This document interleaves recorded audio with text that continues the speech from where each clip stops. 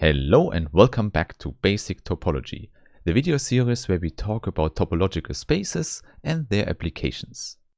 And indeed, in today's part 6, we will look at a very important kind of topological space, namely a Hausdorff space. And soon we will see that such a Hausdorff space still carries a lot of properties we know from metric spaces. However, before we go into the details, I first want to thank all the nice people who support the channel on Steady, here on YouTube or via other means.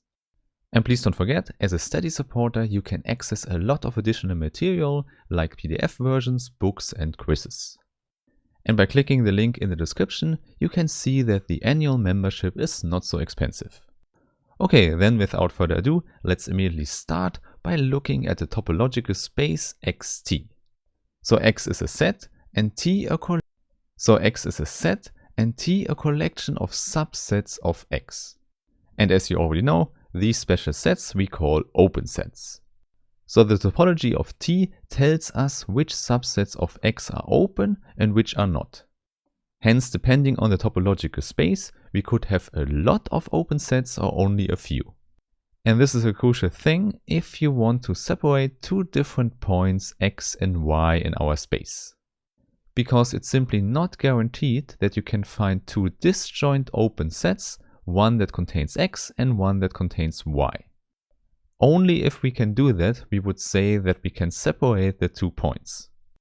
And as you might know, this is always possible in metric spaces because we have our epsilon balls.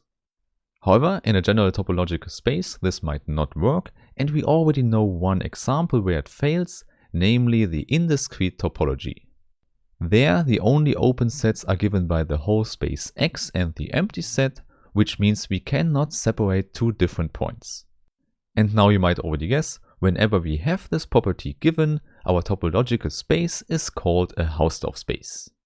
However, before we formally define that, I first want to talk about neighborhoods. This is quite a helpful definition when we fix a point in a topological space and we want to talk about the subsets around this point. Therefore, now let's fix a point X in X.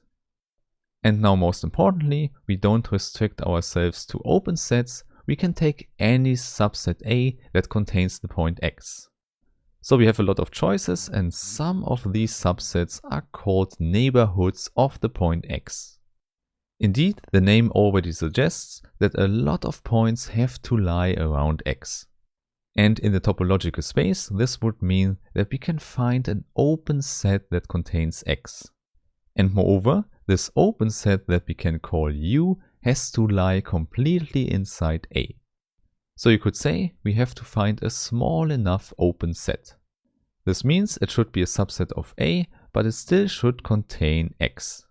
Hence, obviously by this definition, this open set U is also a neighborhood of X. But for sure, the advantage of this definition is that any bigger set can also act as a neighborhood of the point X. And to see this definition in action, let's immediately look at an example. And before we get too crazy, let's first look at the real number line with the standard topology. And there, if you fix a point X in R, we can look at a neighborhood of this point.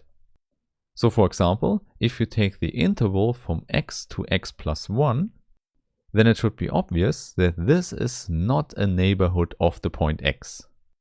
It's simply not possible to find an open set that contains X and lies completely in this interval. On the other hand, if we take the interval from X minus 1 to X plus 1, then this one is a neighborhood of X because we can immediately state an open set U. For example, we can just take the open interval from X minus 1 to X plus 1.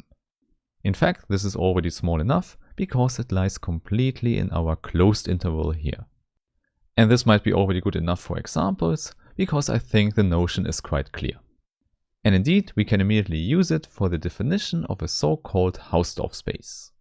So as always, we just take a topological space Xt and now we call it a Hausdorff space if we can always separate points with neighborhoods. So more precisely, for any 2 points X and Y, which are not the same, we can find two neighborhoods which we could call A and B. There A should be the neighborhood of x and B the neighborhood of y. And now what we want is that we can choose these neighborhoods in such a way that they don't overlap. In other words, the intersection of A and B should be equal to the empty set. So it's exactly the same picture from the beginning. With neighborhoods we can separate the 2 points. And there you might already know that such a property is needed if we want to talk about unique limits of convergent sequences. In fact, we didn't define convergence in a general topological space yet, but that's something we will do soon. But first, let's write down the typical example of such a Hausdorff space. Namely, this is just a general metric space. This includes already a lot of examples, for example also R with the standard topology. And here in the first step we can say that we forget about the concrete metric and just consider the open sets. And that means what we get back is a topological space. And now it's not hard to show that this topological space is always a Hausdorff space. This is quite easy to see because you can take 2 different points x and y in the metric space. Hence the measured distance between the 2 points has to be greater than 0. And perhaps let's call this distance r, which gives us a positive real number. Therefore, separating these 2 points with distance r should not be too complicated.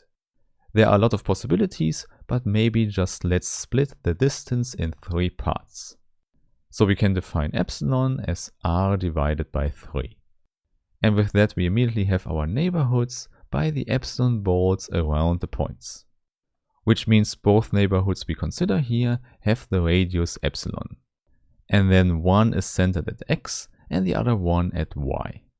And now by construction they cannot have any points in common because otherwise the triangle inequality would not be satisfied.